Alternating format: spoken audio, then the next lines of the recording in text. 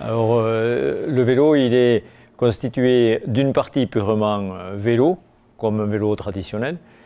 Ensuite, d'une partie vélo électrique avec la motorisation et la batterie. Et puis, une partie qu'on retrouve plus rarement, c'est la production d'énergie, puisque ce vélo est autonome. Et on retrouve sur ce vélo donc des panneaux photovoltaïques qui permettent de convertir l'énergie du soleil en énergie électrique qui va recharger les batteries. Ça fait 5 ans que je travaille sur la fabrication de vélos solaires, ça doit être mon 4 ou 5e.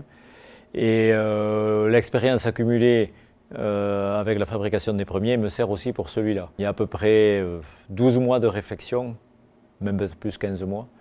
Et la fabrication proprement dite, on va dire 4 mois. Alors, c'est la première fois sur ce vélo que je fabrique mes panneaux solaires, puisque j'ai un partenaire qui me fournit les cellules, c'est SunPower, un des plus grands fabricants de cellules photovoltaïques au monde. Et donc j'ai profité de l'expérience des collègues de la cité scolaire de Nogaro, qui ont le matériel pour fabriquer à partir des cellules des panneaux.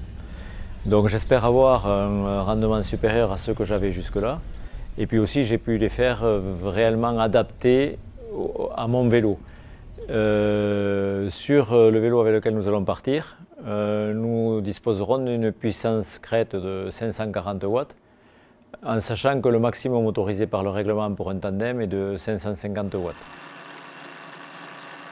Alors, sur ce vélo, on trouve des composants qui viennent des 5 continents, puisque bon, les cellules, les jantes et le variateur de vitesse proviennent des États-Unis. Les contrôleurs proviennent du Canada. La motorisation électrique m'est fournie par le partenaire qui me suit depuis mon premier vélo solaire, Easy, qui est basé en Chine. Les sièges en carbone proviennent de Hollande. Les tubes avec lesquels j'ai réalisé le cadre, eux, en partie viennent d'Angleterre et l'autre partie de Taïwan. Les batteries sont fabriquées par une petite start-up française à partir de cellules japonaises.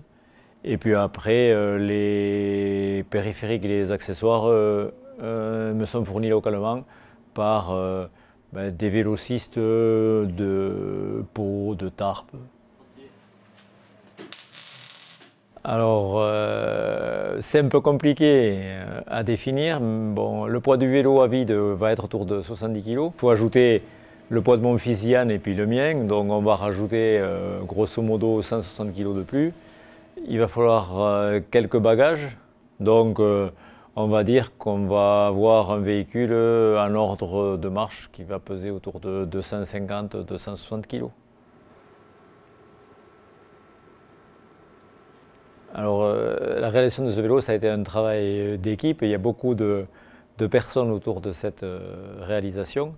Déjà localement ici à l'IUT, cette fois-ci il y a des étudiants du département génie mécanique, du département génie électrique qui ont participé à la partie technique, et puis vous du département métier du multimédia et de l'internet qui assurez une part de la communication.